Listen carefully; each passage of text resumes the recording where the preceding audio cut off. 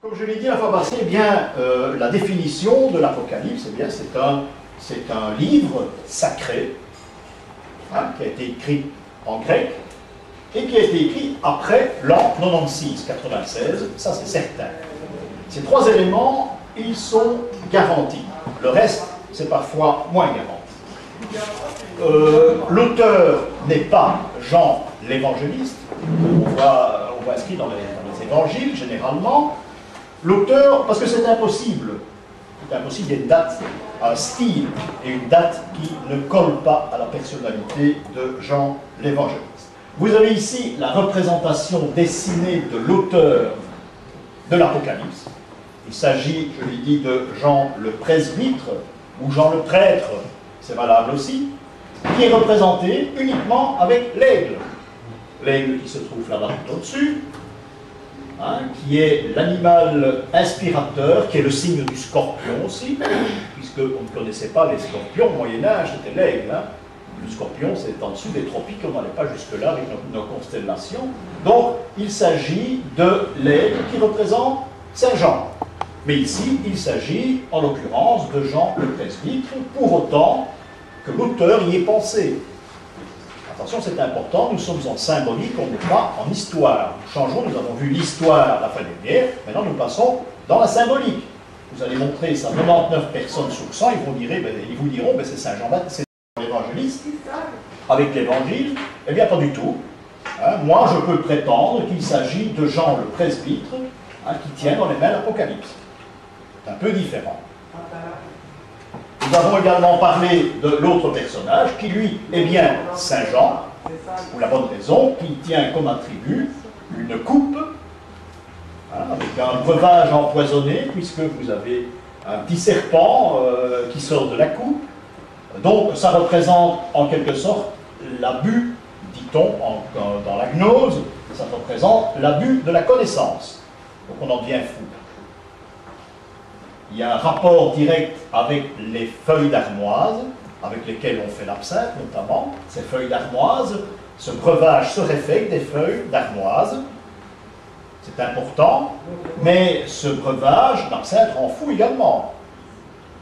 Alors une dernière chose, en principe, les feuilles d'armoise se coupent au solstice d'été. Non pas à la Saint-Jean l'évangéliste, mais à la Saint-Jean Baptiste. Mais comme les deux, en symbolique, ne forment qu'un seul personnage, eh bien, on a cette représentation ici d'un Saint-Jean avec une coupe, la coupe d'amertume. Et ça, c'est l'interprétation gnostique. Prenons l'interprétation de l'Église, ou plutôt l'interprétation historique. Un prêtre à Éphèse, j'ai plus le nom, mais ça ne fait rien, un prêtre à Éphèse qui force Jean à boire dans le calice. Mais il sait que c'est un calice empoisonné. Et le tortionnaire en question lui dit, mais ton Dieu va te sauver, étant donné que tu y crois, eh bien lui va pouvoir intercéder, tu ne seras pas empoisonné. Voilà. Ça, c'est l'histoire de Jean et la coupe. Donc ici, on a une certitude, on a affaire à Saint Jean, l'évangéliste, mais pas celui qui a écrit l'Apocalypse. C'est une interprétation qui va nous donner ici la vérité sur l'auteur de l'Apocalypse, on a vu ça. Nous avons le supplice de Saint Jean, hein, Saint Jean que l'on va mettre dans un tonneau, une cuve d'huile bouillante, rassurez-vous, il va en sortir comme tous les autres, et de l'autre côté, c'est dans la même église, on retrouve le personnage qui sort de la cuve, c'est le miracle, mais on n'a plus affaire ici à Saint Jean, c'est une transformation de Saint Jean avec l'aigle. Il n'a pas de coupe d'amertume, et il a sur les genoux l'Apocalypse. Donc voilà cette transformation des personnages, ici, qui s'est passée, qui s'est déroulée. Hein? Saint Jean l'évangéliste, l'apôtre, est devenu Saint Jean le presbytre. Il y a peu de temps, je pense qu'il y a très peu de temps que l'Église a canonisé Saint Jean le presbytre, et encore ça a été fait du bout des doigts et du bout des lèvres. Donc ici, en Espagne, eh bien c'est une belle représentation. J'ai fait ça lorsqu'on était à Compostelle, mais je ne sais plus, je crois que c'est à Léon, je crois. Il y a ça les saints en Espagne, il y en a à chaque coin de rue. Hein. Mais les églises sont généralement un peu trop dorées, mais sont très bien documentées. Voilà la seule fois que j'ai pu constater cette transformation. Dürer, lui, l'a fait, bien sûr, dans cette toile. Il a représenté ça. Alors, donc, je vous l'ai dit que l'Apocalypse doit se trouver, c'est un code au Moyen-Âge, c'est un code de l'Apocalypse, c'est rien d'autre. Hein. Et maintenant, on laisse tomber la version historique dont je vous ai parlé il y a un mois. Donc, c'est un code qui va servir au Moyen-Âge, surtout. On le retrouve à tous les tympans des cathédrales, on a vu ça aussi, on a vu la signification. Hein, je vous ai dit, j'ai insisté là-dessus, que ce n'est pas le Christ qui est représenté là, non, c'est le Sauveur. C'est lui qui doit venir à l'Apocalypse, hein, changer tout ce qui se passe chez lui. Pourquoi le Sauveur? Eh bien, c'est très simple, c'est un indice. Il passe dans ce qu'on appelle une mandorle, ou une matrice. Il y a souvent des vierges à la mandorle aussi, on en retrouve. Donc, il passe dans une autre dimension, c'est-à-dire la nôtre. Ça, c'est un élément qui est important. Le second, c'est qu'il n'a pas les stigmates. Donc, il ne s'agit pas du Christ.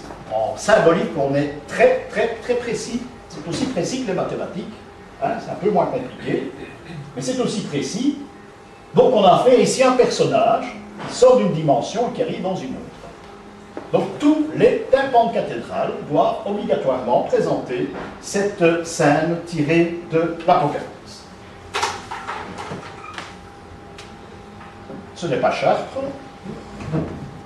C'est le point de départ, finalement, de la représentation symbolique de l'Apocalypse. J'ai bien dit, représentation symbolique, ça n'a rien à voir avec l'Apocalypse. Hein. On n'a jamais écrit d'Apocalypse là-bas. Hein, ça fait pas partie, c'est pas la même culture, quoi qu'on pense tout de même à un au-delà et tout ce qui suit comme chez nous. Quoique ici, nous allons être beaucoup plus précis. Donc, le sphinx, c'est le mystère, c'est un symbole de mystère. Le sphinx, c'est celui qui interroge et qui condamne ceux qui ne peuvent pas répondre. Donc, si on présente le sphinx dans l'Apocalypse, on n'en parle pas. Mais la représentation existe, ça veut dire que ce livre est secret.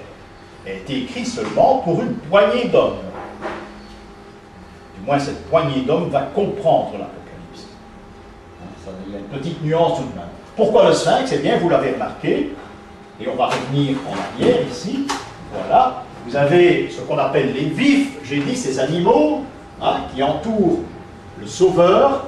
Ces animaux ont été en quelque sorte concrétisés par un personnage au Moyen-Âge, Saint Irénée, et Saint Irénée a découpé le sphinx en 4 parties, et il a ajouté une des parties du sphinx au vif. C'est-à-dire qu'ici, on a Saint Matthieu avec la tête d'ange, c'est-à-dire l'homme, la tête humaine du sphinx. Hein. On a l'aigle de Saint Jean, qui sont les ailes du sphinx, parce qu'il y avait des ailes jadis au sphinx, elles ont disparu depuis bien longtemps, mais il y avait une belle paire d'ailes là sur les côtés. Hein. Nous avons le taureau, ou le bœuf de Saint Luc, ici, hein. C'est l'arrière-train du sphinx, et nous avons ici le lion de Saint Marc, hein, qui est l'avant-train du sphinx, c'est-à-dire les pattes de lion. Le sphinx est réuni ici autour de la mandorle du Sauveur. Voilà cette représentation. Hein, voilà pourquoi maintenant on a dit que c'était un livre secret. Il y en a 12, ce sont les 12 apôtres. Et ici, en principe, ce sont 2 prophètes.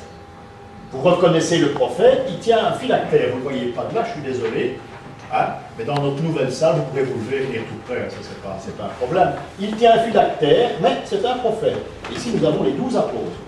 Ce qui ne veut pas dire que les apôtres n'ont pas parfois des phylactères. Hein.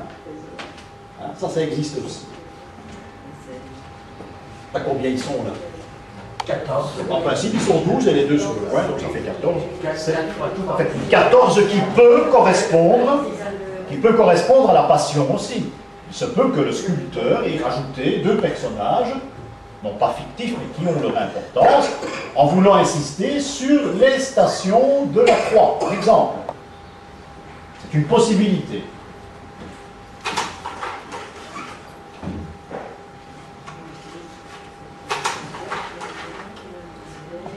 Voilà une autre représentation, donc.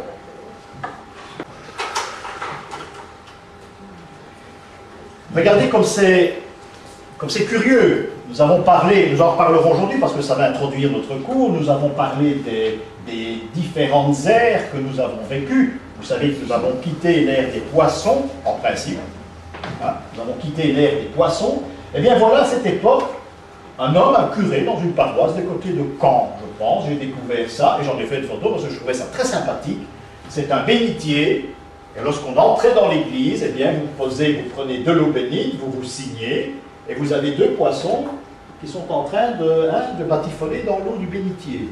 C'est très curieux. Voilà un homme qui a pensé, il savait ce qu'il pensait. Ah, j'aurais voulu le connaître. Hein. Malheureusement, ça n'a pas été fait parce que c'est tout de même assez ancien, ça. On avait fait un voyage sur Guillaume le Conquérant de plusieurs jours en Normandie, et à cette occasion, on a découvert ça. C'est assez fantastique. D'un autre côté, ce système de l'ère du poisson, qui est en correspondance avec la multiplication des pains. Vous saviez qu'il y en avait deux, les multiplications des pains. Ben, moi, j'ai appris ça cette semaine. Excusez-moi. Bon, allez, ça va. Il y en a une deuxième à étudier. Il faudrait les comparer. Mais je vais faire ça à l'occasion. Donc ici, on a un cortège folklorique que vous connaissez peut-être, qui se passe à Grammont, qui est très ancien. Ça veut dire qu'on apporte des petits pains dans des paniers dans les hauteurs de Grammont. Hein? On apporte du vin blanc. On place du vin blanc dans des coupes et on y place des petits poissons. Et les édiles de Grammont sont obligés de boire cette coupe, les poissons et un morceau de pain, etc. Ils doivent avaler les poissons vivants. Donc on n'a pas intérêt à se faire élire là-bas. Hein. Enfin, n'empêche, c'est quelque chose d'extraordinaire qui relie le poisson au verso, parce qu'on a ces poissons qu'ils avalent, et on a en même temps la coupe de vin, la coupe du verso, c'est-à-dire l'air dans laquelle nous nous trouvons en principe. Vous voyez, dans le folklore, on retrouve aussi des choses comme ça, c'est assez extraordinaire.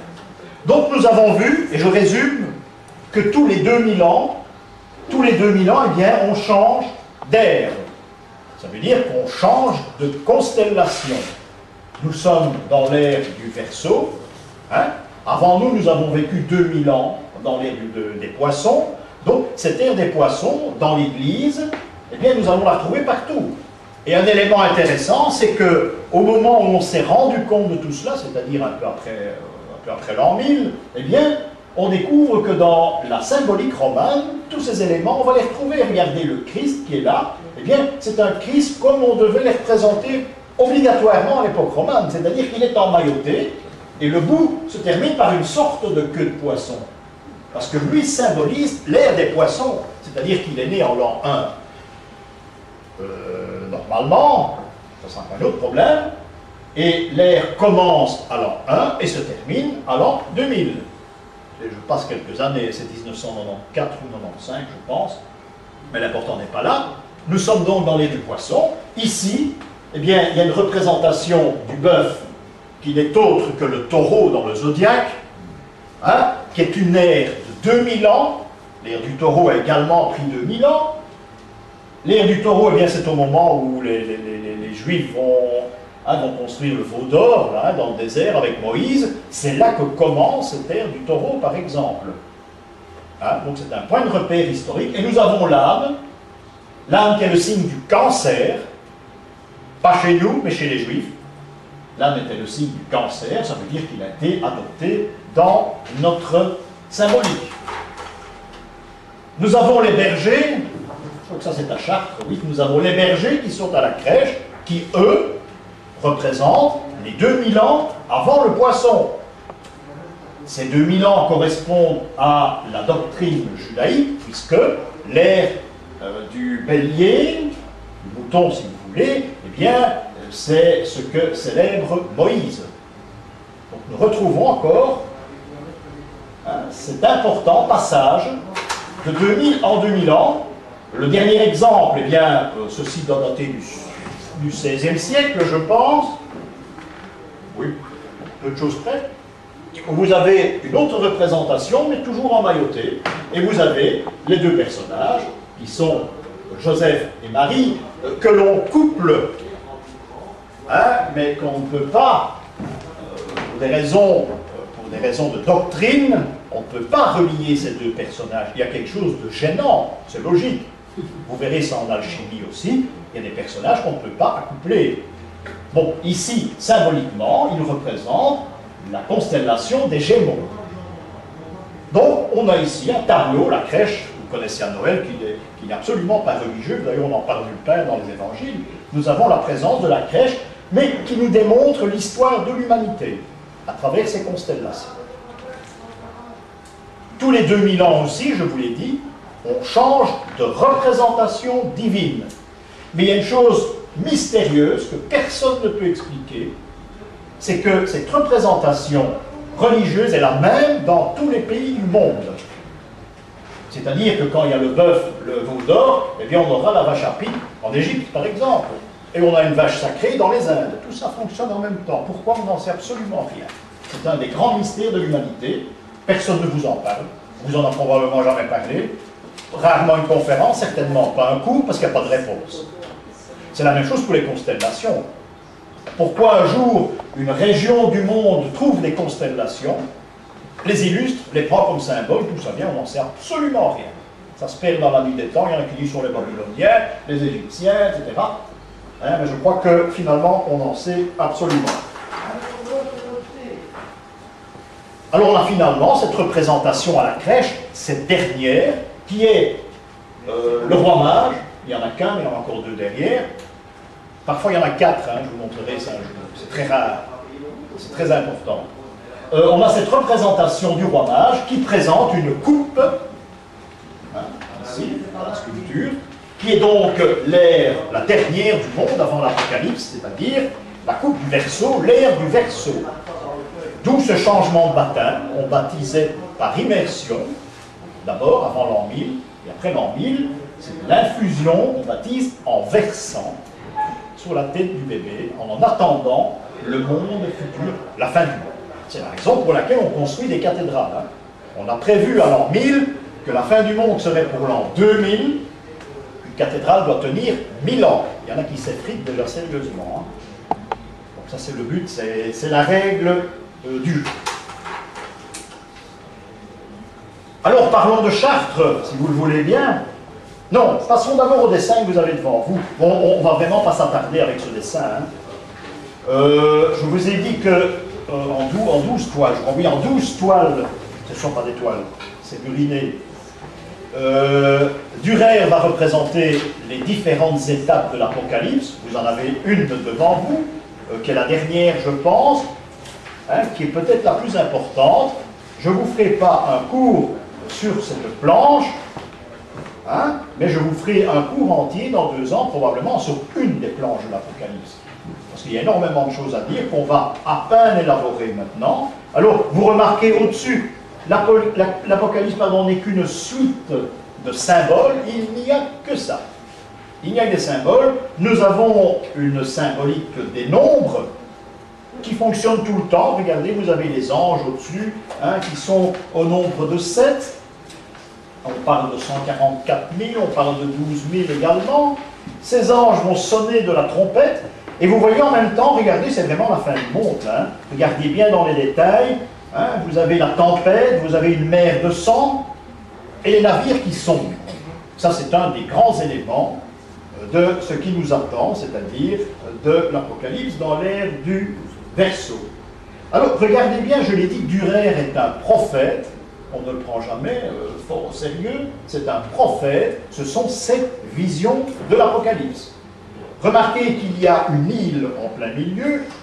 Je vais donner certains détails qui m'ont été transmis par les bénédictins de Marezzu, notamment. Vous avez une île, et remarquez qu'il est tombé sur cette île une sorte d'étoile. Hein? Une étoile qui a fait naître un très méchant champignon de fumée. Remarquez bien, vous voyez ça. Hein, ça vous fait penser à quelque chose. Notez que nous ne pouvons pas raisonner en historien maintenant, 10 ans, 20 ans, un siècle dans l'Apocalypse, c'est vraiment minime hein, par rapport à la création du monde. Donc on peut se permettre des allusions au milieu du XXe siècle, par exemple, et prédire ce qui va se dérouler dans les années 2003-2004, parce que c'est là qu'on peut prévoir l'Apocalypse. Donc rassurez-vous, Il y a peu de chances qu'on y soit. Remarquez l'aigle qui se trouve au-dessus, en plein milieu, en plein cœur, donc cet aigle qui vole. Au-dessus de ce champignon, le symbole de l'aigle, à part Saint Jean le presbytre, ça doit vous dire quelque chose. C'est le symbole d'un pays, qui fait toujours des ravages d'ailleurs maintenant. C'est le symbole d'un pays, c'est l'Amérique. Alors regardez l'aigle, il y a une phrase qui sort de son bec. Hein, une phrase, vous pouvez, c'est pas difficile, c'est l'écriture gothique, mais au XVIe siècle, l'écriture gothique, eh bien, elle devient lisible à l'époque de Durer. On a plusieurs fois V et E, V, V, V. Ça va? C'est le signe de la victoire à l'époque d'Hiroshima. Vous voyez un petit peu la tendance d'une sorte de description. J'ai dit qu'il était prophète, c'est très possible. A-t-il vu tout cela dans cet état-là? C'est très possible aussi. Je vous ai dit, Dürer est un artiste exceptionnel que l'on n'étudie pratiquement jamais en symbolique, mais nous le ferons dans 2 ans, quand on fera la symbolique de la Renaissance. Vous avez encore 5 ans avec moi. Vous aurez la symbolique de la Renaissance, et vous verrez qu'il y a une symbolique tout à fait privilégiée à la Renaissance. Tout va changer.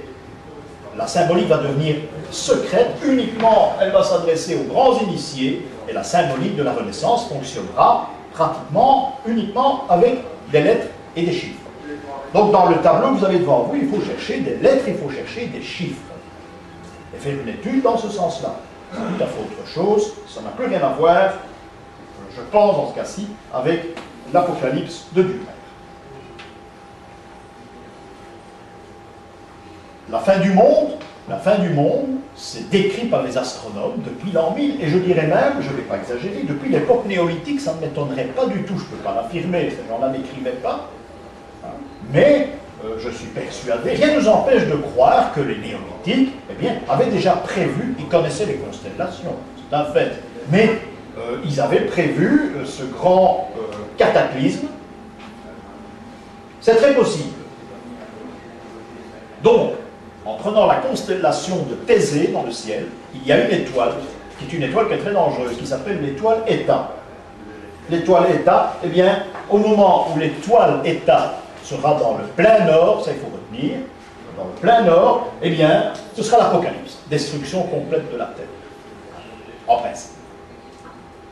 Je dis, vous avez le temps, vous avez encore un peu plus de 3 siècles, je crois que c'est 2361 que les astronomes ont prévu, bon, on va rien vous dire, hein. Vous vous rendez compte qu'on va faire peur à tout le monde. Peut-être pas maintenant, mais un peu plus tard. Donc, à Chartres notamment, Chartres est une cathédrale extraordinaire parce que c'est la seule cathédrale, sauf si on n'a pas étudié les autres à fond, mais c'est la seule cathédrale qui va vous parler de la fin du monde comme un livre ouvert.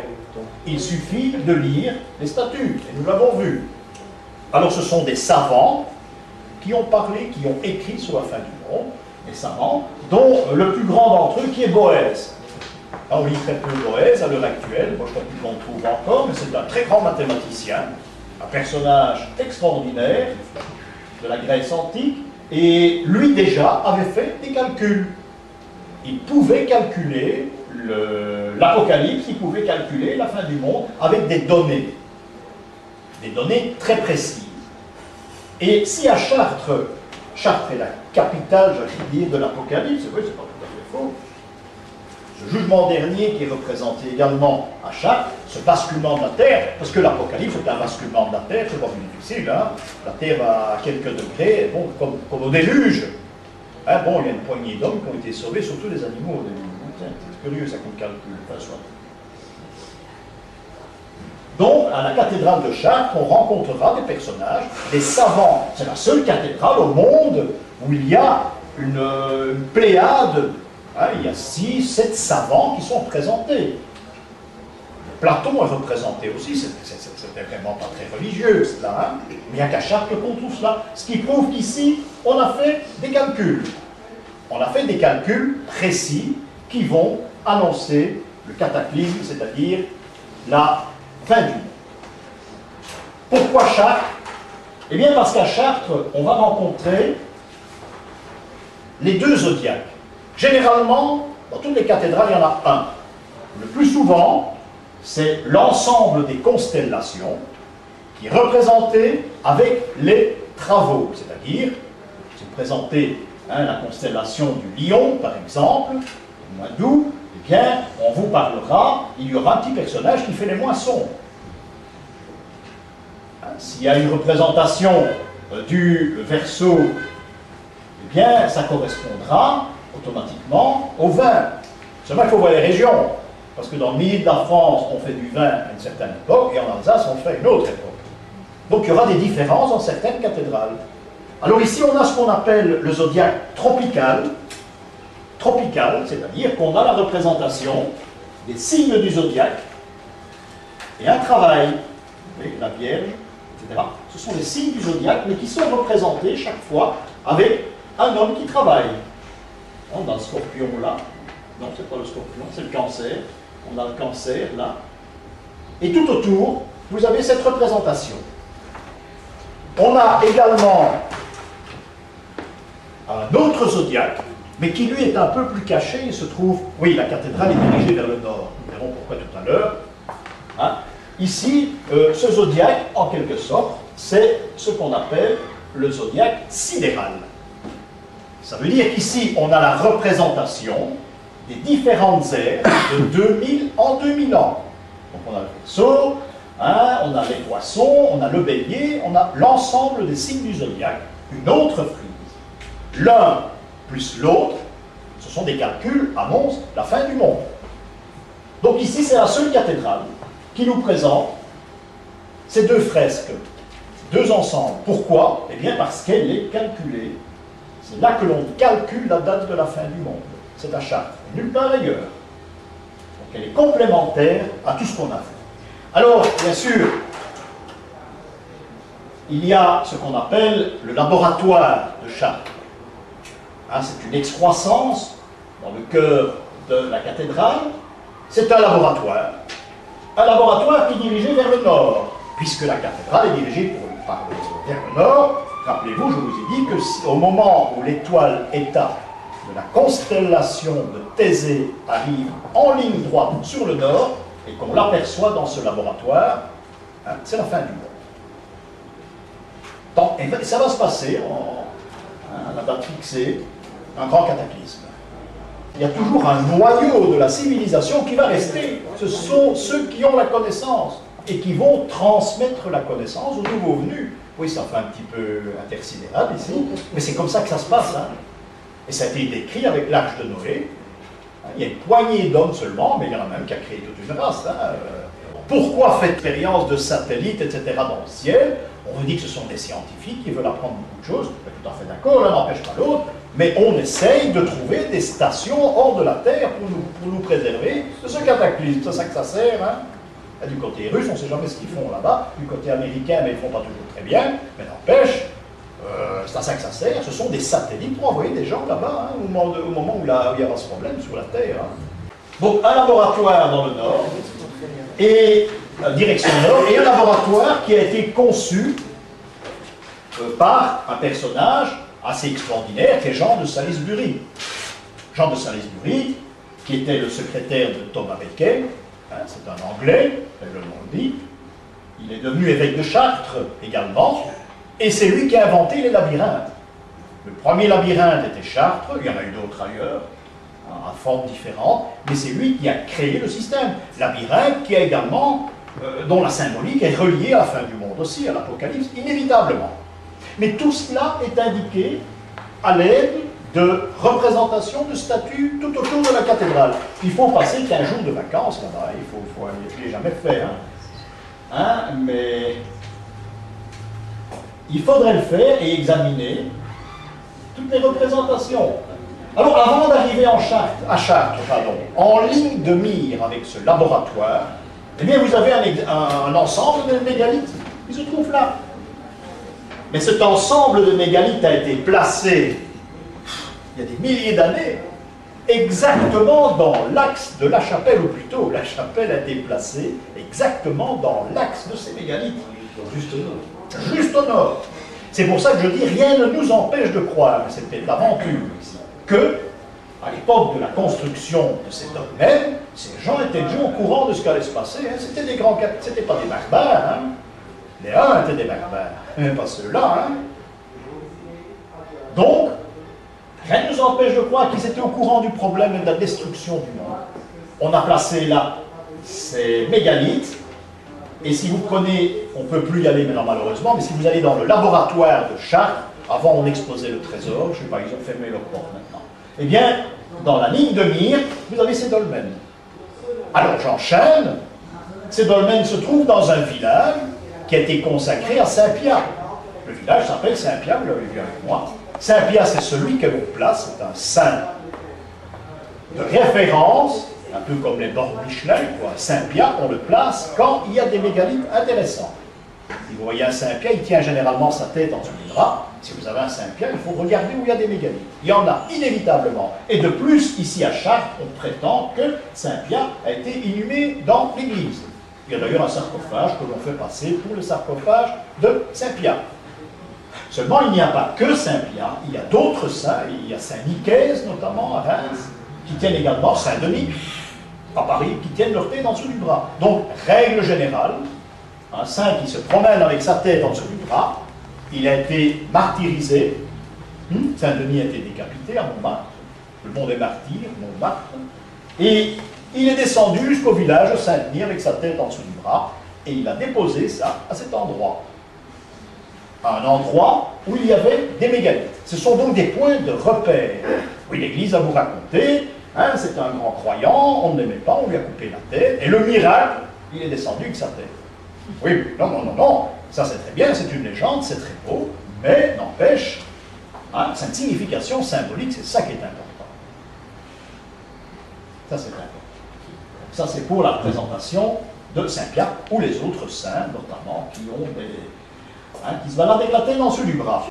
Donc, Saint-Pierre, donc tous ces saints-là. Alors, on va prier Saint-Pierre, pourquoi? Vous n'êtes pas rêvé, pour les maux de tête. C'est pas plus difficile, hein? Ah ben, ça ne faisait pas l'affaire des médecins. Oui, ben, vous savez, à un moment donné, il valait mieux aller chez des saints, des bougies, qu'aller chez le médecin. Hein? Vous voyez ça d'ici au Moyen-Âge. Hein? Les méchants hommes m'ont dit que ça n'a pas changé. Enfin. Voilà ce Saint-Pierre. Hein, que l'on présente généralement dans nos régions avec son scalp. Vous voyez, il est en main là-bas, donc on lui a coupé le dessus de la tête. Parfois on voit la tête, on le présente sans tête. Son scalp est représenté sur un livre ouvert, c'est-à-dire qu'il a la connaissance et il nous envoie à la recherche d'une certaine connaissance. Voilà ce que ça veut dire. Sinon, il y aura un livre fermé en dessous du bras si c'est un égoïste, s'il ne voulait rien dire. Non, ici on a un détail important. Il nous envoie à la quête, un peu comme à la quête du Graal, quoi. C'est un peu ça aussi. Hein. Saint-Pierre, vous le verrez à Tournai aussi. Je crois qu'il y en a un à Alzenberg. Parce qu'il est lié également à une histoire de fil rouge, Saint-Pierre, ce qui est assez compliqué, qui peut être une quête également, ça peut nous mener sur une piste. C'est très possible. Alors, le symbole même du changement des ères, le symbole même du calendrier, du temps qui passe et de la fin du monde, c'est le cadran solaire. Hein. C'est le cadran solaire. Et c'est pour moi le premier instrument que l'on découvre à Chartres, c'est ce cadran solaire qui a été fait. Oui, là, j'ai encore lu ça cette semaine, c'est très marrant dans les livres d'école. On vous parle que les cadrans solaires ont été introduits chez nous par les Romains. Hein, ils ont amené ça dans leur bagage. Vous imaginez bien, 2 minutes, ça fait rire, qu'un cadran solaire qui fonctionne dans la région de Naples, de Rome, de Vérone, où vous voulez, ne fonctionne pas chez nous. C'est logique. Donc un cadran solaire doit être fait pour l'endroit précis. Donc les Romains nous ont peut-être appris le système, perfectionné, c'est possible, mais ne l'ont pas amené dans leur valise. Hein, parce que ça n'aurait jamais fonctionné. Enfin, mis à part, c'est une petite plaisanterie. Donc on a ici l'élément principal de départ à Chartres. On a cette représentation du cadran solaire. C'est le temps passé, c'est le temps à l'avenir, c'est le calendrier. On va s'amuser l'an prochain, on aura toute une leçon uniquement sur un mois du calendrier. C'est très intéressant le calendrier. C'est très intéressant et c'est très vieux surtout. D'ailleurs, c'est la première chose que l'homme a inventée en venant au monde, c'est le calendrier. Il ne pouvait pas faire autrement. Il faut savoir quel jour il était. Donc l'élément principal au départ. Le deuxième élément, c'est l'âme qui est représentée à l'entrée de toutes les cathédrales. À côté du cadran solaire, eh bien, il y a l'âme. En face de l'âme, si jamais la cathédrale explose, on a toujours une trace archéologique, c'est qu'on a un cabaret qui s'appelle l'âme qui vielle, qui joue d'un instrument. C'est très vieux, hein, l'âme qui vielle. Le cabaret qui est là existe certainement depuis au moins 8 siècles. Hein. Il a été transformé entre-temps, mais n'empêche, l'âme qui vielle était un cabaret. Et pourquoi allait-on au cabaret? Eh bien, les hommes allaient au cabaret pendant la grande messe. C'est pour ça qu'elles jouent les cabarets devant les églises. Mais à un moment donné dans la messe, au moment de la consécration, il y a des hommes qui sortaient parce qu'ils n'étaient pas dignes d'assister à cette scène magique qu'est la consécration. Donc ils sortaient, ils allaient au bistrot, c'est pour ça. Et les bistrots portaient toujours des noms relatifs à l'église. Ici, on a l'âme qui vielle, par exemple. Et ils n'étaient pas dignes de voir la consécration, ils n'étaient pas dignes d'avoir la bénédiction non plus, ils allaient au bistrot. Mais ils avaient bien à la messe. Madame, en général, elle restait. Madame est toujours digne.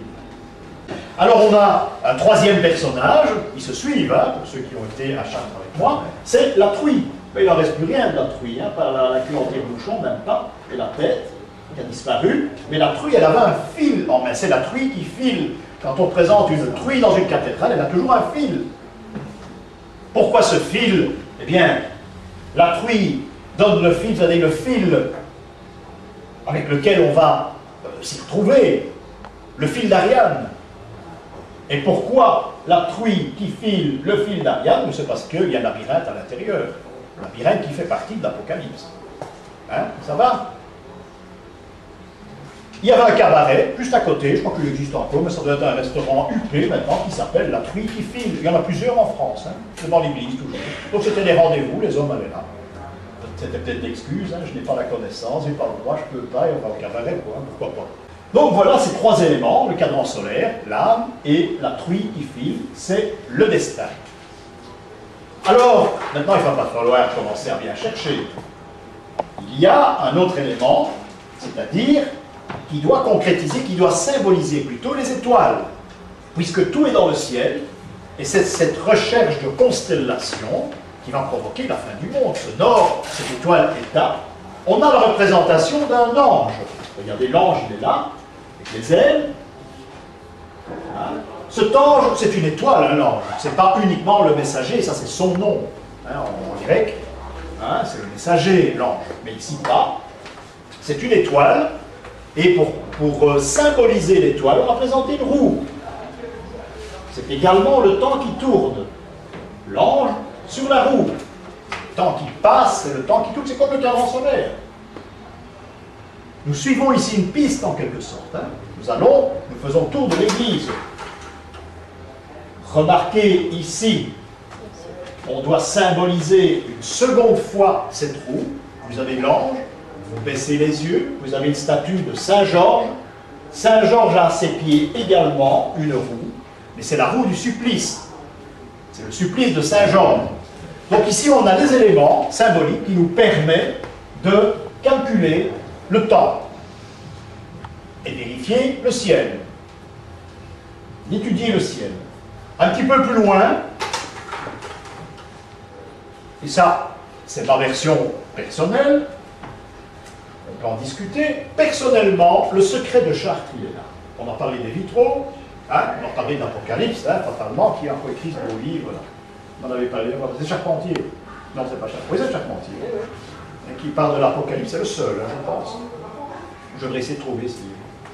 Mais je vais le trouver, c'est chez Lafon, hein. C'est le Lafon, ça coûte 1,25 €. Maintenant, je vais essayer de le trouver parce que c'est le seul qui en parle. Mais il parle beaucoup de choses. Hein. Ça fait beaucoup. Bon, regardez ici. Pour moi, c'est le secret de Chartres. C'est une messe. Ce n'est pas la messe de Saint-Grégoire, c'est la messe de Saint-Gilles. Saint-Gilles est à genoux devant l'autel. Il prie, une cathèdre. Il prie, et un ange apparaît. C'est peut-être celui de la roue, hein. On peut faire la liaison. L'ange apparaît, et l'ange va lui donner un message écrit. Jamais personne n'a trouvé ce message, un message écrit. et il doit remettre ce message à Charlemagne. Ça se passe donc au début du IXe siècle. Donc, le message, il va devoir le donner à Charlemagne. Charlemagne va le lire et il va mobiliser des armées. Pourquoi? Eh bien parce que ce message lui demande, lui ordonne plutôt, parce que le ciel ça ne demande pas, ça ordonne, ordonne à Charlemagne de convoquer des troupes et de partir en direction de Compostelle, d'armer, de protéger plutôt les troupes, de protéger les pèlerins qui se rendent à Compostelle. Ça, c'est la messe de Saint-Gilles. C'est très rarement présenté en peinture, mais c'est une importance capitale. Ce qui prouve encore que Chartres, depuis que la cathédrale existe, est un point de départ vers Compostelle. Vous ne pouvez pas faire autrement. Ça, d'abord. Symboliquement, à chaque départ de route vers Compostelle, il y a un corps de Saint-Gilles, ou une relique importante de Saint-Gilles. Prenez Saint-Gilles du Gard, par exemple. Saint-Gilles-Bruxelles aussi. Hein. Quand j'ai mené mes troupes à Compostelle, eh bien, on est passé par Saint-Gilles à Bruxelles.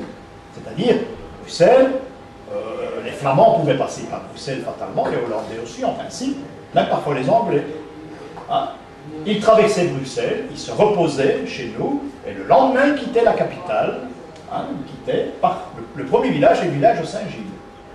Il doit y avoir donc un chemin de Saint-Jacques à Bruxelles qui n'est pas celui dont on parle. Hein. Ça, c'est pour le touriste qui vient chez nous, qui traverse en même temps Paris-Bruxelles, etc. C'est pas du tout par là qu'on allait. Hein. C'était surtout par là qu'il fallait aller. Hein. C'est pas parce qu'il y a l'église Saint-Jacques sur le chemin que c'est le chemin de Compostelle. Hein. Ça va promener loin, tout ça. Hein. Sinon, sauf à Compostelle, là, vous n'irez pas. Donc, un principe, ce Saint-Gilles, au départ, et cette messe de Saint-Gilles ici. En face, derrière, il y a une autre messe. Voilà, elle est là. Une autre messe. Hein, qui est la messe de Thomas Becket en Angleterre, à Canterbury, souvenez-vous. Thomas Becket fait la messe et il va se faire assassiner par 2 soldats. Ici, on l'assassine, il y a le glaive et meurtre dans la cathédrale. C'est la fin de Thomas Becket. Pourquoi Thomas Becket ici? Ben, c'est très simple. Thomas Becket nous envoie son secrétaire, qui est Jean de Salisbury, et c'est lui qui va en quelque sorte créer Chartres. Laboratoire, il va découvrir, redécouvrir les mégalithes. C'est donc important ces 2 messes. Et pour ma part, si vous me parlez de secret de Chartres, je fais référence à ces 2 messes, qui sont 2 pôles et principaux d'intérêt à Chartres, pour ma part. Ah, il y a des belles choses. Imaginez-vous que, je ne l'ai jamais fait, hein, mais il faut le faire, chaque motif, il faudrait les étudier. Hein. Hein? Il faudrait les noter, avec la décoration tout autour. Il faudrait en principe une liaison avec chaque représentation, comme je l'ai fait avec Saint-Georges et la roue, et l'ange avec la roue, par exemple. C'est un boulot fou, hein. Si on ne faisait pas 36 choses à la fois, c'est un travail qui me plairait bien. Mais je serais trop longtemps absent de chez moi et ça ne rangerait pas les bidons. Oui, il faut passer des vacances, hein, éventuellement. Donc voilà ces 2 messes.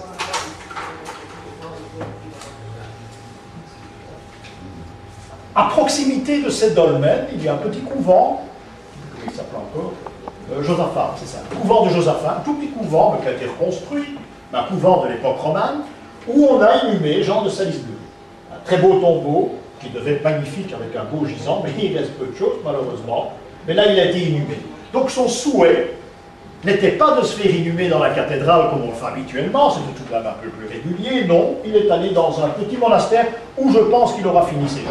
C'est pas prouvé. Et il s'est fait inhumer dans ce monastère qui se trouve au milieu du champ des mégalithes, dans le nord de la cathédrale. Mais tout ça, ce sont des rapports, hein. Tout se tient dans cette histoire, c'est pas compliqué. Il suffit d'avoir les bases de la symbolique et vous travaillez. Revoilà donc cet ensemble, on l'a déjà vu.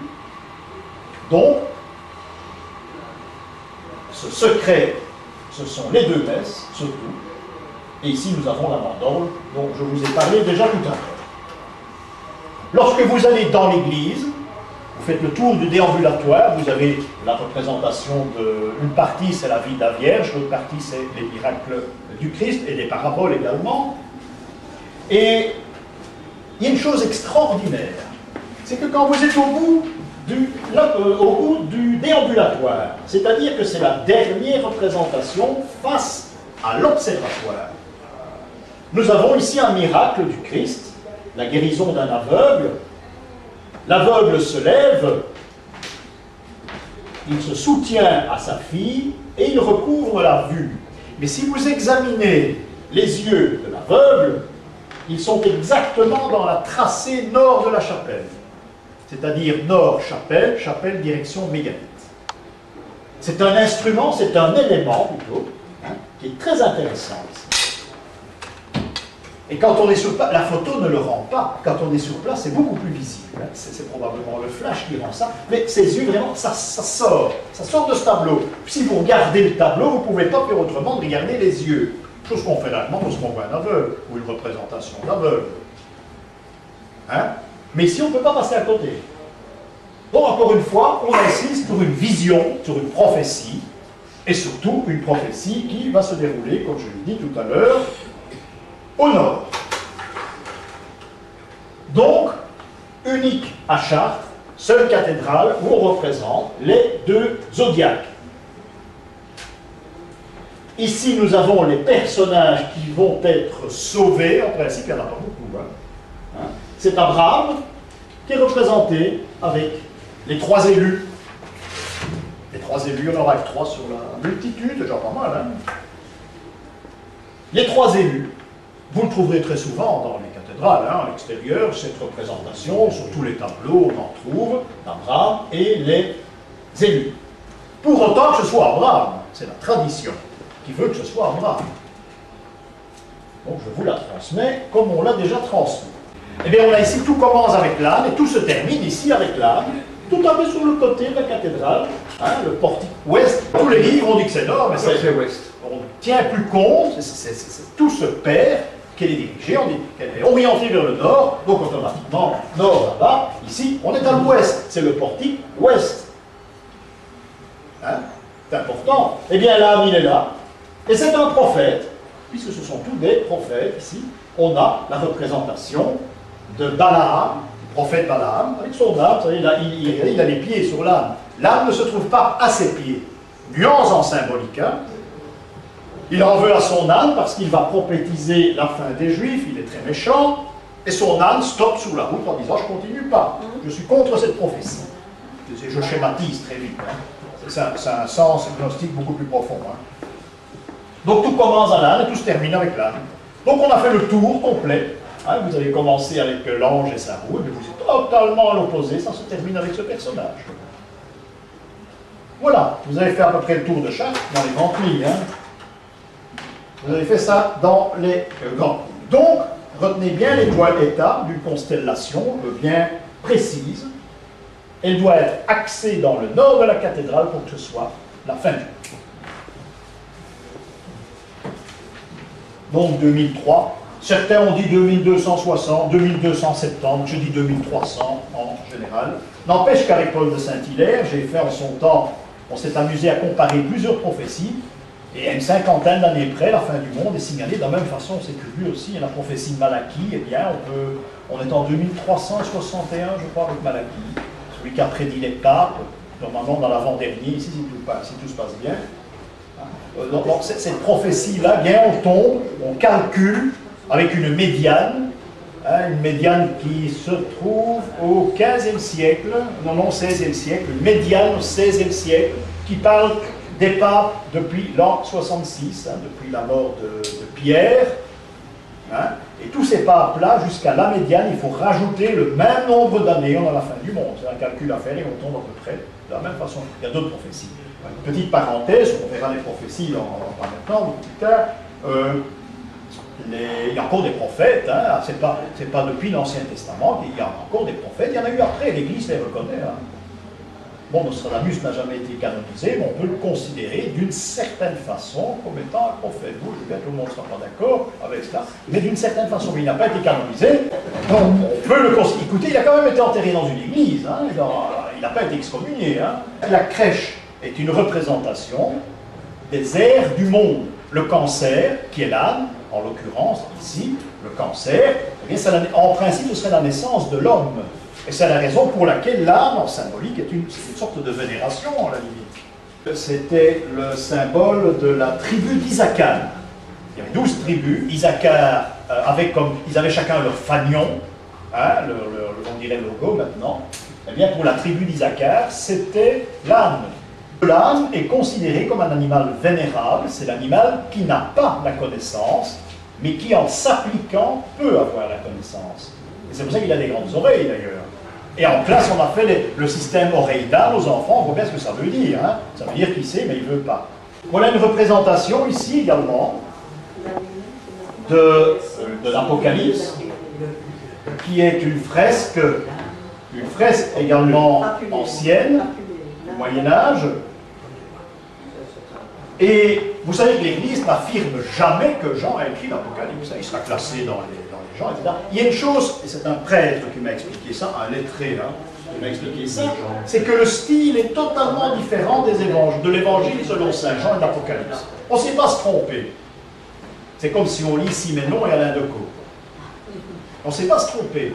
Il y a une différence de style, c'est pas le même. Bon, l'Église n'affirmera pas, on propose. Ici, regardez, il y a un élément en plus maintenant. On a le Christ qui est représenté, ou le Sauveur, qui aura parfois des stigmates. Il ne l'a pas ici, mais vous pouvez rencontrer une fois sur deux un Christ avec les stigmates dans la présentation du jugement dernier. Pourquoi pas? C'est le jugement dernier uniquement. Et ici, on a une épée, c'est-à-dire c'est l'épée du juge, et on a une fleur. De l'autre côté, j'ai rencontré quelque chose d'assez étonnant quand j'ai préparé le Leno, qu'on n'a jamais fait d'ailleurs. J'ai découvert un blason, à Aumont, un blason d'un évêque du lieu, l'abbé Mitré. C'était pas un évêque, c'était un abbé Mitré. Et sur son blason, il avait pris en petit le blason du Hainaut, c'est très bien, c'est son cachet d'origine. Mais au-dessus, il y avait sa mitre, une crosse, et de l'autre côté, une hache. D'habitude, il y a une épée. Quand les abbés ont le droit de juridiction, ils assistent à la justice, ils déclarent dans un tribunal, ils trônent un tribunal, ils peuvent le faire à condition qu'ils soient reconnus. Et ils ont une épée dans le blason, au-dessus, à la place du cimier. Le cimier, c'est la mitre. Il a une épée. Ici, j'ai rencontré une hache. Il y a une déduction à faire ici. C'est pas plus sanglant que l'épée, ça. La hache, pas plus barbare que l'épée. C'est franc, hein, surtout. C'est curieux, hein. J'ai vu ça une fois dans ma vie. Je voulais vous le montrer, maintenant sans son temps. À Aumont, dans l'église d'Aumont, il y a une vieille pierre tombale. Et c'est très intéressant. C'est très intéressant. C'est du jamais vu. Reste à voir à quelle époque elle a été gravée. Pour moi, c'était du 16e, mais je ne peux rien garantir.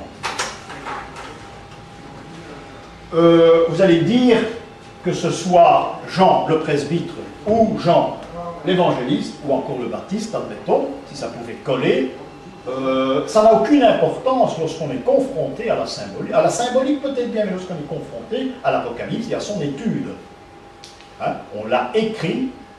Point final. En classe, je lève les mains, professeur, bon, c'était maître.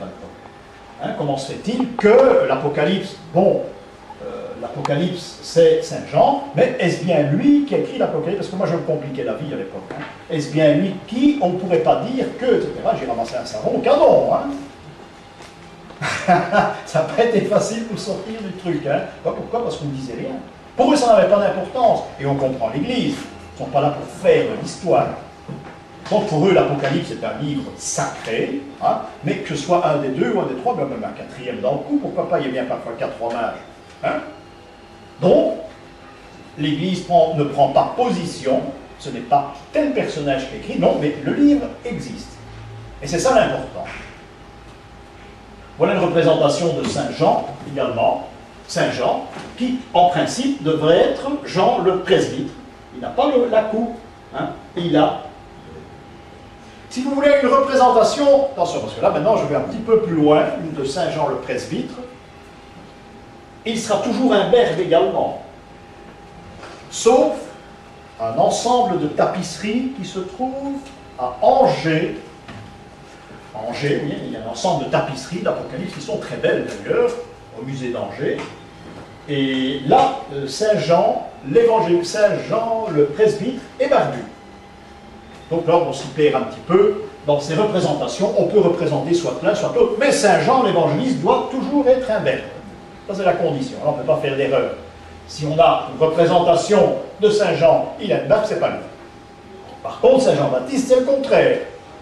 Il aura toujours une barbe. S'il n'a pas de barbe, ce n'est pas Saint Jean-Baptiste. C'est dire que ce sont deux pôles, ils se fêtent aux deux solstices, ensemble, ils font l'année. Certaines thèses ont été démontrées. Pourquoi pourquoi pas avoir un seul genre? Que le baptiste soit à la fois l'évangéliste. Ça peut s'étudier, ça peut même se discuter.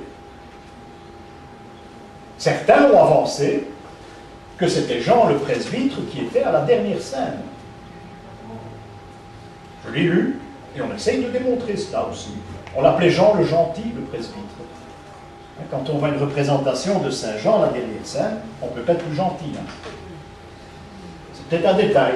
Vous voyez qu'on est vraiment quand même dans le brouillard, mais il faut savoir qu'il y a plusieurs versions qui ne s'affrontent pas, mais qui peuvent éventuellement se compléter. De toute façon, on sait que c'est un érudit qui a écrit l'Apocalypse, ça c'est un fait, même si on ne le connaît pas, c'est tout de même un personnage qui est érudit, qui connaissait les langues, il connaissait le hébreu également, il connaissait le grec, et je vous ai dit que son style l'a trahi, puisque les deux styles sont différents, Apocalypse et Évangile.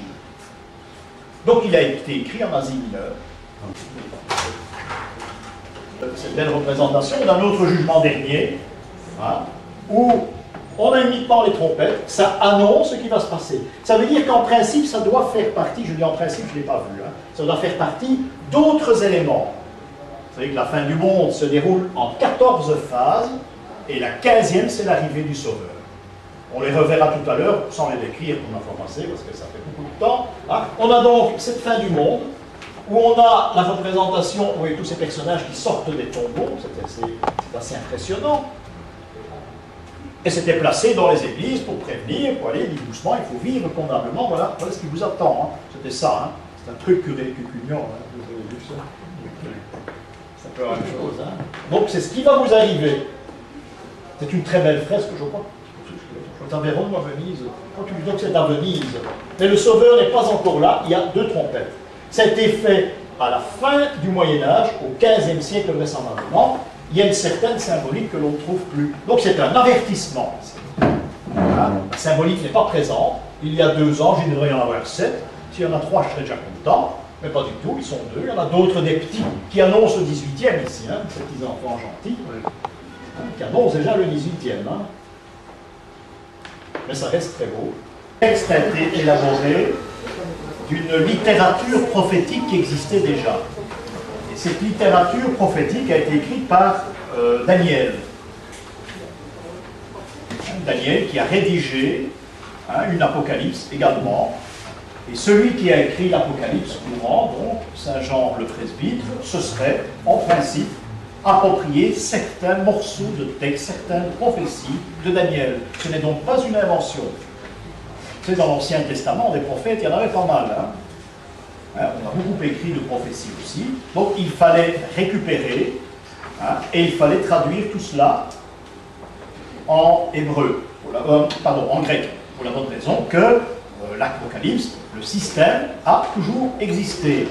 Il y a des écrits qui sont rares. Saint Pierre, par exemple, aurait écrit l'Apocalypse aussi. Je vous représente ces 14 stations, qui se terminent par la 15e, ces 14 stations qui expliquent nettement ce qui va se dérouler pendant l'Apocalypse. C'est-à-dire des flammes dans la mer, les temples qui vont s'écrouler, la terre qui va s'entrouvrir, enfin, vous voyez le apocalyptique, beaucoup de fiction, la résurrection, les morts qui sortent de leur tombeau, les étoiles filantes enflammées qui tombent sur la terre, et voilà la fin, là c'est l'embrassement total, et la venue du Sauveur avec Marie, Saint Jean, qui n'est pas l'évangéliste, il est barbu. Donc on a pris une liberté. Pour moi c'est Saint Jean le presbytre. Le Sauveur qui est représenté sur l'arc-en-ciel avec l'épée et la fleur de l'autre côté. C'est un tableau assez exceptionnel, un des rares, je n'en ai jamais vu un second comme cela, qui se trouve sur les bords de la Moselle en Allemagne.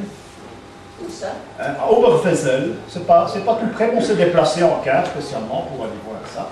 Et autre chose aussi. Enfin, c'était le but du voyage. Oberwesel, O-B-E-R-W-E-2-S-E-L, Oberwesel. C'est sous le bord de la Moselle au moment où on rentre dans le Rhin. C'est quand même assez loin. Hein. Regardez ici quelque chose de symbolique aussi, mais on voit une transformation dans la symbolique. Nous sommes au XVIIIe siècle, ce qui veut dire que la symbolique a perdu des plumes, hein, entre-temps, déjà. Hein? Elle est passée par la... Nous sommes en plein dans l'ère des Lumières, ici, on va appeler ça l'ère des Lumières, où on a l'agneau de l'Apocalypse. Hein? Mais ce ne sont pas des sceaux qui éclatent, ce sont des foudres avec des nuages. Voilà. On a simplifié ça, ce ne sont plus des sceaux. Mais l'idée est la même. Mais c'est transformé. C'est à la 18e. J'ai découvert ça il y a exactement 10 jours, dans une église en le Hainaut, à Maroilles. À Maroilles, qui est une des plus belles églises du Hainaut. C'est une merveille. Et j'ai dit, tiens, l'auteur a réalisé cela à la 18e, parce qu'on va tout changer au siècle des Lumières. Hein, on ne sera jamais aussi bien dans le noir qu'au siècle des Lumières. Hein. À tout point de vue, donc on a tout changé, on change ça. Bon, c'est pas vilain, l'idée reste, mais si nos idées anciennes disparaissent, on ne va pas comprendre. Hein. Hein, si l'époque romane disparaît, eh bien, on ne comprendra pas cette signification. Et on va parfois être forcé d'inventer un petit peu n'importe quoi. Bien souvent, les représentations de l'Apocalypse mettront en jeu l'homme. Bon, on parle d'un cataclysme, mais une chose est certaine, c'est chaque fois l'homme qui est mis en cause. On parle du cataclysme, vous l'avez vu, mais c'est rapport à l'homme. Il pourrait y avoir une idée complémentaire qui s'adresse uniquement à la Terre, au basculement de la Terre. Et ça doit exister. Même dans certaines doctrines, ça peut exister. Vraisemblablement, on peut trouver ça également. Mais dans l'adaptation dans la religion catholique romaine, notamment, ce sera à chaque fois une représentation liée à celle de l'homme, confrontation de l'homme au jugement des dieux. Donc je l'ai dit, l'Église ne tient pas compte, surtout pas prendre position qui a écrit l'Apocalypse. Pour l'Église, c'est secondaire. C'est un personnage éclairé de la fin du 1er siècle. Voilà comment va réagir l'Église. Je vous ai dit également que l'Apocalypse se présente sous un lutrin. Le lutrin, qui représente l'aigle, dans les églises, c'est fait pour ça et rien d'autre. Lorsque le prêtre lit l'Apocalypse, il doit déposer le livre sur le lutrin et lire l'Apocalypse. Il y avait des obligations à certains moments de l'année, à Pâques, je pense. À Pâques, on lisait un passage de l'Apocalypse, par exemple le vendredi saint. Donc c'est le vendredi saint plutôt. On lisait un passage de l'Apocalypse, mais sur le lutrin. Bon, après, on a mis n'importe quoi sous le lutrin, même des chants grégoriens maintenant, en guise d'exposition. Ça se fait aussi, on montre ces livres sous le lutrin. J'en ai découvert un très intéressant il n'y a pas longtemps, je l'ai photographié, où on a le lutrin, mais c'est un aigle bicéphale, et il est d'époque de Charles Quint. C'est très curieux. Donc on avait eu l'idée d'employer l'aigle, mais à d'autres fins, tout en conservant le but du lutrin, c'est l'Apocalypse. C'est intéressant. Donc il y aura une symbolique des nombres dans l'Apocalypse, c'est toujours les mêmes nombres qui reviennent. Ce sera le 7, ce sera le 3 plutôt, le 7 et le 12. Quand vous analysez la symbolique de l'Apocalypse, ces nombres-ci trouveront toujours. S'il y en a d'autres, ce n'est pas normal. La symbolique des nombres sera un petit peu plus tardive et nous allons la rencontrer en grand complet à l'époque de la construction des cathédrales. Il y a 7 coupes dans l'Apocalypse, les coupes de colère, il y a 7 trompettes également. Il y a bien les 4 cavaliers, hein. Disons que ce sera l'exception. Exception et non, parce que si le 4 n'est pas un chiffre que l'on rencontre dans l'Apocalypse, eh bien le 4 concrétise, symbolise la terre, hein, vous savez ça. Donc ça c'est une autre signification. Il y a les 7 étapes également les 7 étapes de l'initiation, que vous rencontrez couramment dans les représentations de l'Apocalypse. Alors bien sûr, l'Apocalypse, il y a 2000 ans d'ici, eh bien bon, on savait que ça allait avoir lieu, mais à chaque époque où l'on passe, on cite un personnage qui sera à la clé de ce cataclysme. Le premier qui a été cité, c'était Néron, par exemple. On a dit, c'est lui, il est chef de tous nos malheurs. C'est lui l'Apocalypse, en gros. Parce que l'Apocalypse démontre la présence de la bête. Hein? Cette bête féroce qui vient chez nous, eh bien, c'était Néron, la bête. Oh, il n'était pas très content. Enfin, s'il s'en est rendu compte, j'ai pas l'impression. Enfin, n'empêche, voilà comment on parlait de l'Apocalypse. Maintenant, un petit détail. Je n'en ai pas du tout parlé parce que l'Apocalypse, pour le moment, on survole tout ça. Hein. Nous reviendrons à ça dans pas mal de temps, mais dans tous les détails. Alors. Mais ici, on survole pour savoir un petit peu ce que c'est. Ce 666 n'est pas un 666, hein, c'est 3 fois 6, hein, qui est le chiffre de la bête. C'est pas 666, hein, ça c'est une erreur de le prétendre. Grand mystère, j'attends toujours une proposition. Quand j'en parle au clergé, on ne connaît pas. Certains prêtres font un petit rictus, il y en a d'autres qui rigolent, pourquoi pas. C'est que dans la tiare du pape, vous savez que chaque pape a sa tiare, il y en a une nouvelle en principe, plus maintenant, mais il y en a une nouvelle chaque fois. Hein. Eh bien, jusqu'à la fin du 19e siècle, le pape, je crois que Pie X l'avait encore, le pape, eh bien, il a 666 dans la tiare, à l'intérieur. Je ne sais pas. Est-ce que c'est non pas un avertissement, mais ce qu'on lui annonce par là que son but, qu'il a un but dans la vie, d'ailleurs il est pontife, hein, il est souverain pontife, c'est lui qui est chargé de nous servir de pont pour aller de Rome jusqu'au ciel. Ça veut dire qu'il doit avoir la garde sur notre âme, il doit nous purifier en quelque sorte. Hein, c'est ça le but. Hein. Est-ce que ce serait en quelque sorte non pas l'avertissement que l'on donne au pape, mais peut-être une des raisons d'être du pape, ceci.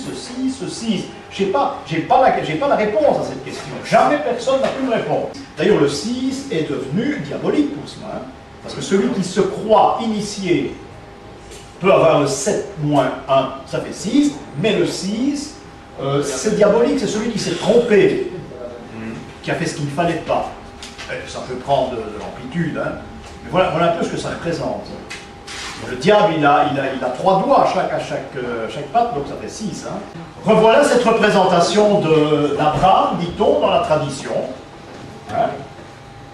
Ça n'a jamais été démenti. On a les 3 élus. Hein, avec Abraham et sa grande barbe. Des drôles d'orbite là. Vous la verrez partout où il est question d'une fin du monde. En principe, on représente hein, Abraham et les 3 élus. Ce qui veut dire, et dans l'Apocalypse, cela s'explique, cela veut dire que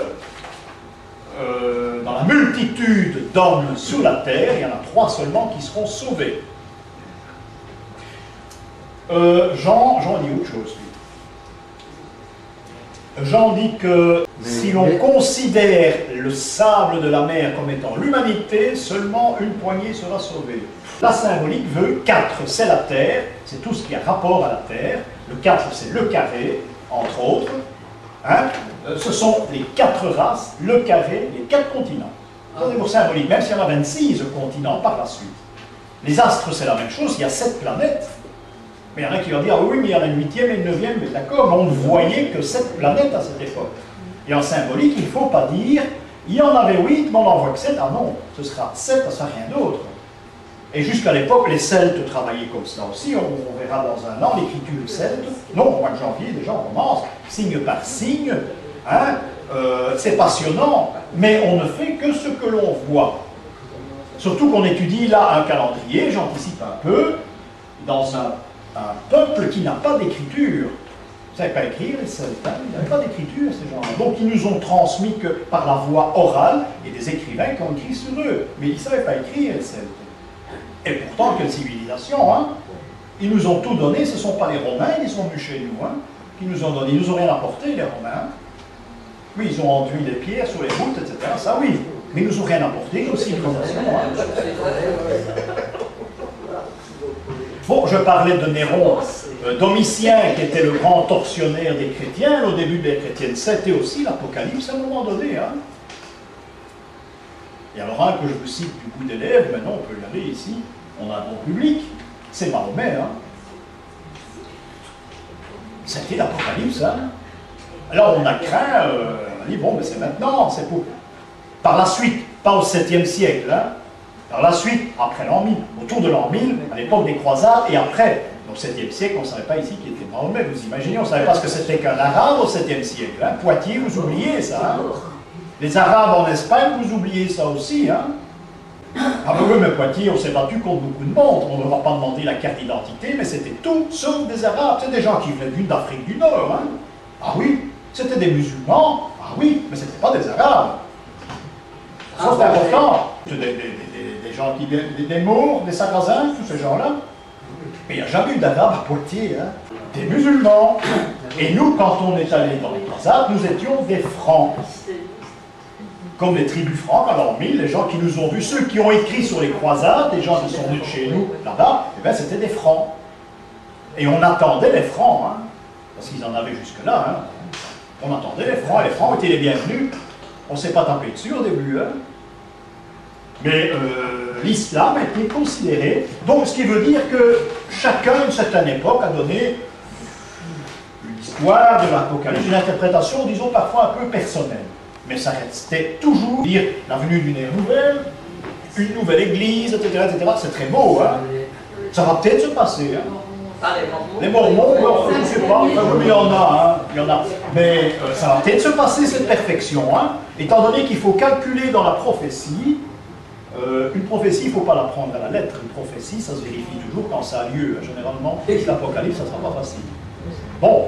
La prophétie de Saint Malachie, par exemple, est très révélatrice sur la fin du monde. Je vous l'ai dit, il y a un calcul à faire avec cette prophétie. C'est un personnage exceptionnel qui a écrit la prophétie, n'est pas Arnold de Villon. Pour moi, c'est un faussaire.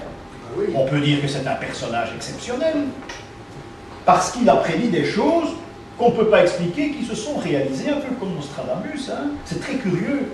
Moi, cette prophétie, c'est un faux, mais curieusement, il y a des choses assez renversantes dans ce faux en question. Et là, il y a certaines indications également sur l'Apocalypse. Il faut la gnose, on verra l'an prochain, la gnose, eh bien, ces gens passent leur temps à étudier les Apocalypses. Hein, et on les commente, les Apocalypses. C'est très important parce que dans la gnose, la vie de l'homme est d'une importance primordiale. Tout tourne autour de cela. Évidemment, la vie de l'homme dans le contexte de l'Apocalypse est tout de même intéressant.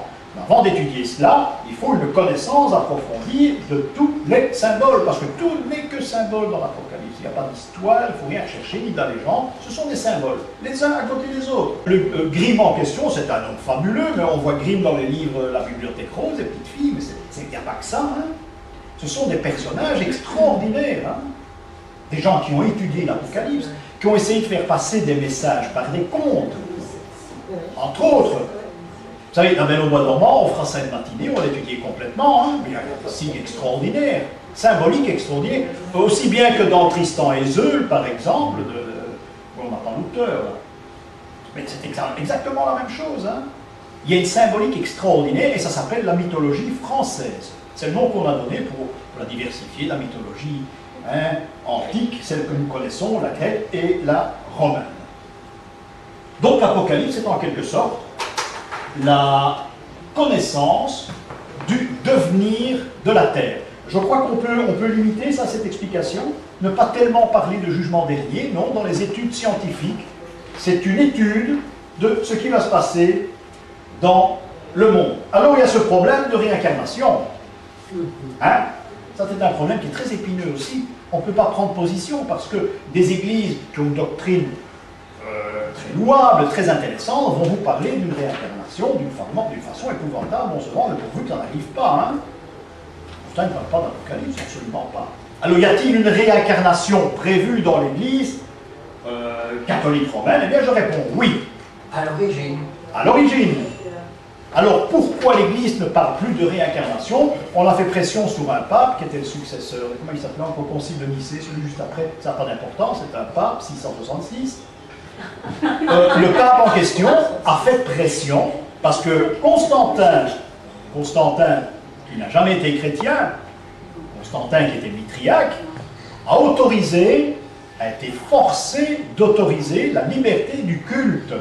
Et c'est très important parce que tous les grands postes administratifs ont été pris par des prêtres. Et ça, c'était le problème de Constantin. Bon, c'était pas un petit ange, hein, Constantin, loin de là. Hein.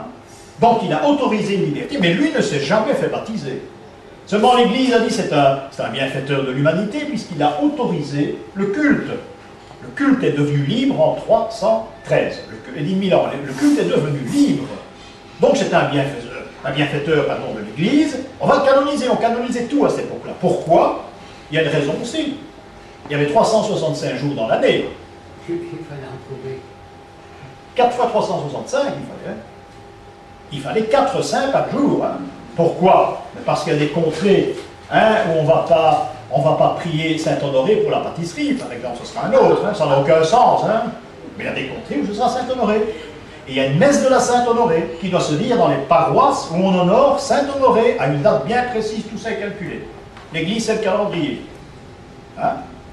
Donc Saint-Constantin, devenu un saint d'Église, il est présenté en centurion, ça va lui faire plaisir, en empereur, hein, avec la croix, il présente la croix en avant, c'est Saint-Constantin, mais qui n'a jamais été baptisé, qui n'a jamais été chrétien.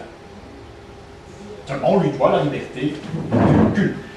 Pour y revenir, parce qu'on fait un pas en arrière, Constantin avait comme mère Hélène qui était là, non pas la belle Hélène, mais de Troie.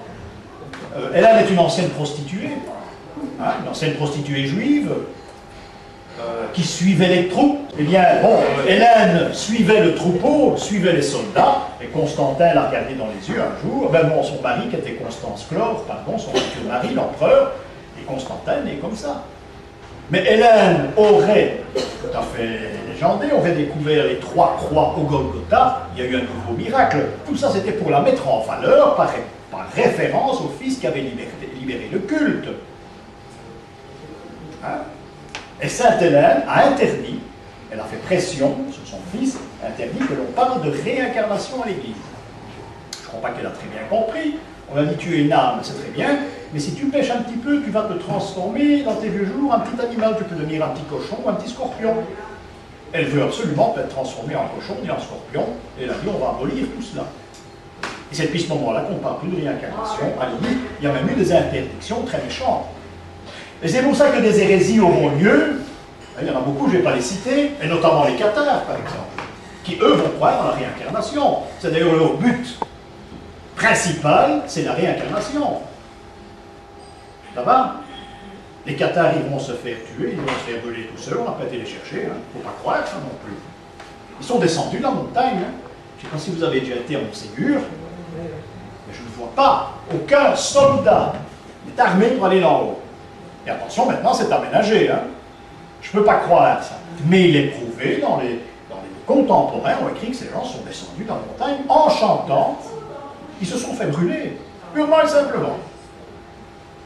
Pensez, et là c'est une preuve concrète, ces chrétiens qui vont se faire manger par les lions sous Néron, c'est en chantant qu'ils rentrent dans l'arène. Hein. Ça ne leur fait absolument rien, puisqu'il y a quelque chose après, l'immortalité de l'âme. On en est convaincu. Les armées romaines, on voit parfois des armées qui se lancent comme les kamikazes, et des soldats, et on embauche, mais on leur a promis le paradis. Parce que dans la doctrine de Mithra, si vous mourrez sur le champ de bataille, vous allez de suite au paradis. Vous avez un bon, pas de problème. Bon, alors on a cette représentation également ici, donc de l'enfer, qui est toujours représenté à droite. Attention, hein, toujours à droite. On a ici la bête de l'Apocalypse, qui est en train de manger les mauvais, là, qui ils sont poussés. On a, en principe, c'est Marie et ses 2 sœurs, qui tout drôle, mais je vois très mal. En fait, c'est la pierre d'Abinée. C'est Marie et ses 2 sœurs. Hein. C'est rare qu'on les représente. Elles sont toutes les 3 Maries avec un petit nom en plus. Hein. Mais ce sont les 2 sœurs en Marie. Il y a un seul endroit où c'est indiqué dans la pierre, avec un petit symbole, c'est Arbeville. Bon, la cathédrale est amochée, mais enfin, on retrouve encore, en principe, on a 2 bergers, si on a l'étoile du berger, en principe, 2 bergers, mais l'astuce, c'est que l'un est le bon larron, et l'autre est le mauvais larron. Et curieusement, le mauvais larron se trouverait à droite du Christ, à notre gauche. Et ça, c'est curieux, parce que c'est pas normal. Le bon larron a le droit de regarder la lumière, le mauvais pas. Il se cache ses yeux. Et ça, c'est encore une chose inexplicable. faut dire une chose aussi, on ne se trompe jamais en symbolique. Hein. Bien, c'est des farfelus qui n'y connaissent rien, mais ceux-là, ils vont apparaître au XVIIIe siècle, parfois au XVIIe. Bon, alors, je vous l'ai dit, les issues de secours, eh bien, elles existent. Elles existent, les issues de secours. Les satellites, en principe. Ce qui veut dire que l'Apocalypse sera, en quelque sorte, entre les mains des gouvernements de la Terre à cette époque-là. Cette organisation, ça va être quelque chose de fabuleux à voir. Hein. Un bref moment peut-être, mais ça va être quand même fabuleux. Ça s'est passé au déluge aussi. Et en principe, d'après les savants, tous les 26 000 ans, il y a un cataclysme. Je crois que c'est Platon. Platon a calculé que tous les 26 000 ans, c'est la précession des équinoxes, il y a une explosion de la Terre. Ou un basculement. Un basculement, oui. Un basculement. Ah oui, parce que les astres, après ça on termine, les astres, il ne faut pas croire que les astres étaient à la même position qu'on les connaît maintenant à cette époque. Hein. Les astres avaient d'autres positions. Vous savez, pendant tout un temps, l'étoile polaire n'existait pas. Hein. Et on a été bien embêtés ici parce que les anciens, à l'époque des mégalithes, ils ont eu peur. Ils se sont dit, il y a une étoile qui a disparu. Ça veut dire, eux, leur ciel, ça ne fonctionnait plus. Parce qu'ils avaient découvert, ces gens avaient découvert que l'étoile polaire était l'axe de la Terre et que tout tournait là autour. Ça veut dire que toutes les étoiles bougeaient également, mais une fois qu'on a fait l'expression, on a perdu le nord. Ça, hein. Une fois qu'ils ont perdu l'étoile solaire, ils étaient déboussolés. Hein. Et ils ont dû s'adapter à de nouvelles façons de travailler. Et ça, nous verrons avec les calendriers runiques au mois de janvier. Hein, nous verrons que la première chose que l'homme a fait en venant sous la Terre, c'est calculer, créer un calendrier, calculer le temps. Et nous verrons que de zone en zone, dans le monde, il y a des façons différentes de calculer. Il y en a une qui est très connue chez nous, dans nos régions. On peut écrire un livre sans se tromper. Par contre, dans les régions d'Asie mineure, par exemple, ces côtés-là, en Afrique également, où on a tout de même peu écrit, eh bien, on s'interroge toujours de savoir comment ces gens étaient évolués de cette façon-là, à l'époque dont ils parlent des astres, par exemple. On ne sait pas. Il paraît même que c'est divin, que c'est une divination. N'importe quoi qu'on ne sait pas. On ne sait pas. Donc tout ce système va s'ébranler d'une nouvelle façon, une façon que l'on ne connaît pas, que certains savants devinent. Mais je vous dirai une chose, c'est une parenthèse. J'ai eu l'occasion de parler longuement à quelques reprises avec un type qui travaillait à la NASA. Hein, c'était le neveu d'un ami. Eh bien, c'est fou ce qu'on parle de tout cela. Là-bas sur place, ils savent, ils calculent, il y en a qui passent leur vie à calculer la fin du monde. On ne nous dit pas ça, on dit bon, l'Apocalypse c'est quand il pleut en Afrique, quoi. Hein. C'est comme ça qu'on prend ça chez nous, des petits détails. Mais on ne sait pas qu'il y a des équipes qui travaillent là-dessus. Dans un autre domaine, on ne sait pas, par exemple, que dans l'armée allemande, pendant la guerre, il y avait des soldats, il y avait un régiment qui était prévu pour réhabiliter, redécouvrir la symbolique qui faisait de ça. C'est parce que c'était qu'un canon, ce type. Hein. Seulement, ils avaient un petit chevron, si je crois. Hein. Et ces gens s'occupaient uniquement de symbolique et de recherche historique. Hein. Quand il y a une brigade qui rentrait dans un village, en France par exemple, attention, ils n'étaient pas tendres. Hein. Ce ne sont pas uniquement des intellectuels. Quand ils rentraient une dizaine dans un village, on faisait fermer tout le village. Pendant 2 jours, les gens devaient rester chez eux. On fermait leurs portes, pas sortir, rien du tout. Et pendant ça, ils faisaient une recherche gentiment, église, cathédrale, crypte, etc. Quand on avait fini, les gens pouvaient sortir. Ça ne durait pas plusieurs jours. Hein. Mais c'était une brigade spéciale. J'ai retrouvé une photo, une seule. J'en ai pas 2, hein. J'ai vu une seule fois. C'était un officier d'un petit groupement qui a œuvré à. On était il n'y a pas longtemps. Vireux-Molin. Oui, Vireux-Molin. À Vireux-Molin, eh bien là, les Allemands sont arrivés dans un village. Il y a d'abord les soldats avec l'armée qui rentre. Hein, on donne des ordres, tout le monde chez soi, etc. Ils ne sont pas tendres, hein, ce sont des spécialistes, mais vous ne pouvez plus sortir au moins pendant 2 jours, et les Allemands arrivent. On discute, on prend des mesures, on fait des fouilles, on ordonne de sortir des pierres, etc. Il faut que quand l'équipe sorte de l'église, on sait tout sur l'église. Tout. Et ces registres existent, et ça n'a jamais été publié, ça se trouve en Allemagne. Ça veut dire qu'on sait mieux. Hein, eux savent mieux ce qui se passe dans les églises en France que les Français eux-mêmes. Parce que ça ne rien. Premièrement, tout a disparu, on ne sait plus rien. Il y a des églises comme Vireux-Molin. Bon, maintenant, en parenthèse, après ça on termine. Je saute à Jeanne d'Arc, j'ai parlé tantôt de Jeanne d'Arc, c'est curieux. Je passe à Jeanne d'Arc. Lorsqu'on a voulu prouver que Jeanne d'Arc était enterré dans une petite église en France, eh bien, c'était comme la Gestapo, hein. On est venu enfermer les gens, même méchamment, parce qu'ils ne voulaient pas se laisser enfermer. Les Allemands savaient qui ils étaient, mais les Français pas, hein. Et les gens sont restés enfermés pendant qu'on faisait des fouilles dans l'église, ça a aussi duré 2 jours. On a été tous sondés, même motus. Et j'ai connu un monsieur qui l'a vécu, ça c'est très intéressant. Je crois qu'il est mort maintenant, probablement. Voilà un beau tableau également de Jean de Leyde, qui se trouve au musée de Leyde en Hollande, où on va également, l'Apocalypse, le jugement dernier, très belle interprétation. C'est un très beau tableau de toute finesse. Avec beaucoup de symboles aussi. Tiens, dans les apôtres, ils sont en... Mais on a toujours... on se retire, on fait abstraction de la symbolique comme du rire la fête. Donc il n'y aura pas cette... ça devient de l'art, en fond. Ce n'est plus la symbolique. C'est de l'art. C'est de l'inspiration. Voilà comment l'auteur voit. Mais il ne va pas suivre un code. Et je terminerai par vous dire que l'Apocalypse, c'est avant tout un code. Même si on fait abstraction de la fin du monde, tout ça, c'est un code qui va servir, que les gnostiques vont étudier et ils vont s'en servir. Mais ça, tout le monde connaît. Oui, avec ça, je dis toujours que l'an 1000, cette grande peur de l'an 1000, l'Apocalypse, ça n'a jamais existé. Hein. On a aussi situé l'an 1000, l'Apocalypse. Mais l'an 1000, on sait maintenant que c'était l'an 1000. À cette époque-là, on ne savait pas. Et il n'y a rien eu en l'an 1000. Hein. Ah, il y a eu un pape qui est assez exceptionnel, qui était Sylvestre II, hein, qui a aussi œuvré à Chartres notamment. Mais on calculait d'après le calendrier romain, toujours. Hein. Le calendrier romain, c'était les empereurs, etc. Chacun qui avait un empereur, on recommençait certains mois, on changeait les mois, etc. Donc c'est le calendrier julien. Et le calendrier julien, il n'y a pas d'an 1000. Hein. Et plus tard, on s'est dit comment on va faire tout de même quelque chose.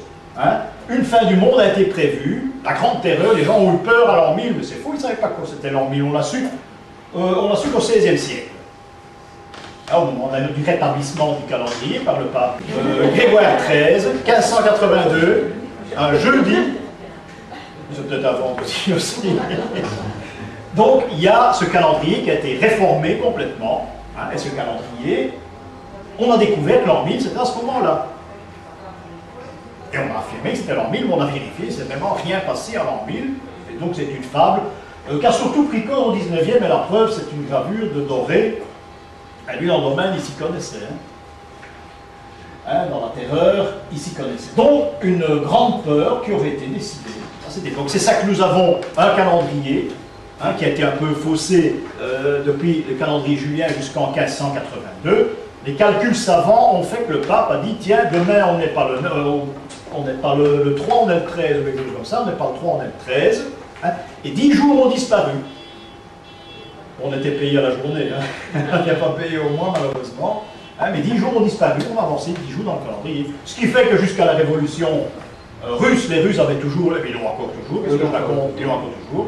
Hein. Mais il y a des pays protestants, par exemple, on se moquait de ce que le pape avait dit au XVIe siècle, hein, donc on continue le calendrier. Il n'y a pas tellement longtemps que le calendrier est unifié. Hein. Et alors le problème avec cette date, c'est qu'il y a des historiens qui prétendent que ça s'est passé tel jour, telle date, ils se trompent de 10 jours, par exemple. Comme ça, les Templiers, ils n'ont jamais été arrêtés le 13 octobre. Le calendrier n'est pas exact, il faut revenir. Il faut stabiliser le calendrier. Il y en a peu comparé à part Saint-Hilaire, il y en a peu comparé de cette date, hein, de la date réelle de l'arrestation des Templiers, dont on fait le 700e anniversaire le 13 octobre. Je vous remercie pour votre bonne attention.